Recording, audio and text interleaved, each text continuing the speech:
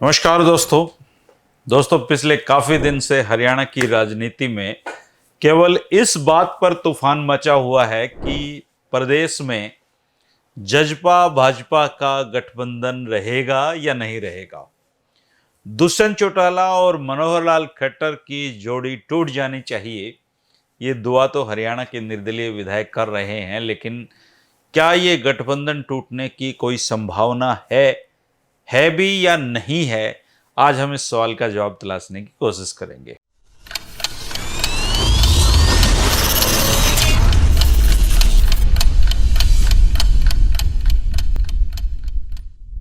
दोस्तों, अब बिल्कुल शुरू से बात करते हैं। 2019 के चुनाव में अपने दादा चौधरी ओम प्रकाश चौटाला से बगावत करके दुष्यंत चौटाला और उनका कुनबा न केवल जजपा को खड़ा करते हैं बल्कि 10 सीटें भी वो जीतते हैं। यह अलग बात है कि 10 में से 7 विधायकों की निष्ठा जजपा के साथ कोई खास जुड़ी हुई नहीं है, लेकिन दल बदल कानून के चलते कोई बड़ा फैसला वो लोग नहीं ले सकते हैं।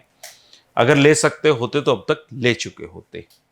खैर, 2019 के चुनाव में इनेलो का कोर वोटर जब खिसक कर जजपा के पास गया और भारतीय जनता पार्टी और मनोहर लाल खट्टर जी के ब्याह और जमुना पार वाली बातें बोलकर दुष्यंत चौटाला 10 सीटें जीतते हैं, तो भाग्य और भाग्य लक्ष्मी उनके दरवाजे जाकर खुद ही खोल देते हैं, ऐसा प्रदेश में लग रहा है। शुरुआत में तो मनोहर लाल खट्टर और उनकी टीम चाहती थी कि निर्दलीय को लेकर सरकार चलाई जाए, लेकिन कहते हैं ना कि राजनीति खेल है सुटेबिलिटी का। इसके बाद खट्टर को चुनाव में जो कोसते थे लोग, चुनाव के बाद वो सब एक होते हैं।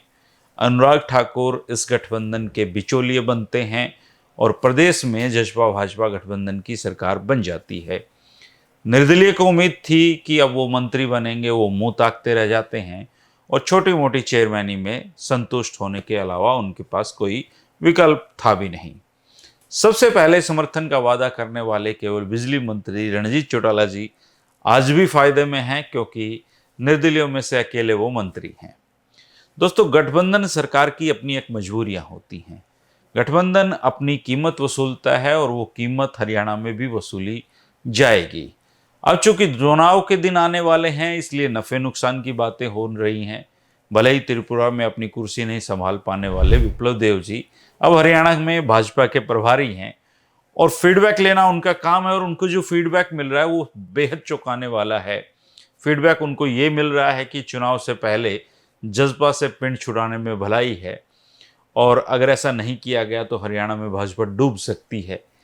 और इस जो पूरी कवायद है, इसकी शुरुआत चौधरी बीरेंद्र सिंह जी ने की, और उनका कहना कि अगर गठबंधन रहता है तो हरियाणा में इसका खामियाजा भाजपा को भुगतना पड़ेगा।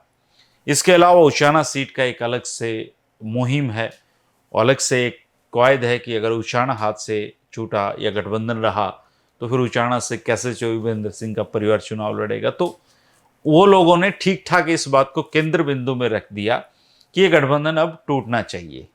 गठबंधन रहने की सूरत में भाजपा को क्या नुकसान होगा, ये तो आप 2024 के चुनाव में देख पाएंगे। लेकिन ऐसे लोगों का फीडबैक ये है कि गठबंधन रहने पर जजपा के साथ साथ भाजपा भी प्रदेश से साफ हो सकती है, इसलिए वो इस मुहिम से जुड़े हैं। अब सबके चाहने से दुष्यंत चौटाला चले जाएं, ये नहीं हो सकता है। राजनीति में कुर्सी से बड़ा प्यारा कोई नहीं होता है, और जब तक कुर्सी है तब तक लोग सलाम करते हैं। कुर्सी के साथ बहुत सारी चीज़ें, बहुत सारी मोहमाएं जुड़ी रहती हैं। इसलिए जजपा और दुष्यंत चौटाला किसी कीमत पर नहीं चाहेंगे कि यह गठबंधन टूटे। अगर टूटना ही इसको है तो चुनाव से ठीक पहले टूटे, और इसलिए दुष्यंत चौटाला 2 दिन दिल्ली में थे। अमित शाह से मिले, नड्डा साहब से मिले, गडकरी जी से मिले, और गठबंधन के बिचौलिए अनुराग ठाकुर से भी मुलाकात हो चुकी होगी। 1-2 टीवी चैनल को उन्होंने लंबे चौड़े इंटरव्यू भी दिए हैं, और उन सभी का मकसद ये था कि वो गठबंधन को जारी रखना चाहते हैं, ये मैसेज दिया जाए भाजपा के साथ सब कुछ ठीक ठाक चल रहा है, ऐसा वो दिखाना चाहते हैं।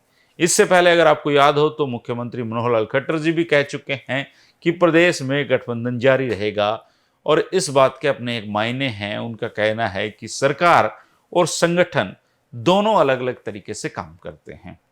ऐसे में 3-4 बातें उभर के सामने आती हैं दोस्तों। गठबंधन टूटेगा या नहीं ये सब हरियाणा के नेताओं के हाथ में नहीं है, ये तो अमित शाह जी को तय करना है। क्या अमित शाह जी के पास फिलहाल इतना वक्त है कि वो हरियाणा में गठबंधन रहे या नहीं रहे, इस पे सोचें, क्योंकि चुनाव जैसी कोई नौबत हरियाणा में फिलहाल नहीं है।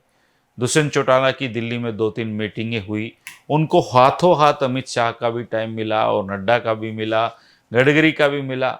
ये कैसे मिला, इसकी भी मायने हैं। अगर प्रदेश में कोई गठबंधन टूटने वाला होता तो क्या इतना जल्दी उनको मिलने का समय मिलता। निश्चित तौर पे सारी बातें इशारा करती हैं कि ये जो गठबंधन है ये हरियाणा में अभी फिलहाल बना रहेगा। उधर संघ से जुड़े लोगों का मानना है कि आज रात को ये फैसला हो जाएगा कि गठबंधन रहेगा या नहीं रहेगा।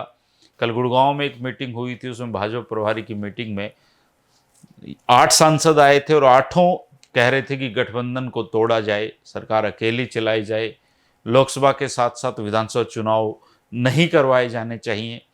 2 सांसद उसमें शायद नहीं थे, नायब सैनी और ब्रजेंद्र सिंह उसमें नहीं थे।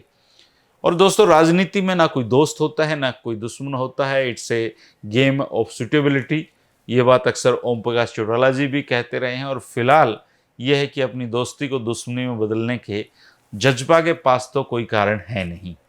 भाजपा के पास जरूर हैं, लेकिन भाजपा में एक जो बड़ा धड़ा है वो जज्बा से अलग भी होना चाहता है, लेकिन राजनीति में चाह के कोई मायने नहीं है, क्योंकि ये तय करना है जज्बा भाजपा गठबंधन रहेगा या नहीं, ये अमित शाह जी को तय करना है। और फिलहाल जो संकेत हैं, फिलहाल अमित शाह ने जिस तरीके से दुष्यंत चौटाला को मिलने का समय दिया है, कम से कम जितना मैं राजनीति को समझ पाया हूँ, मुझे नहीं लगता कि ये गठबंधन फिलहाल टूटने की किसी भी तरीके की कवायद यहाँ पे चल रही है। हालांकि राजनीति में कुछ भी हो सकता है, रातों रात भी पासा पलट सकता है।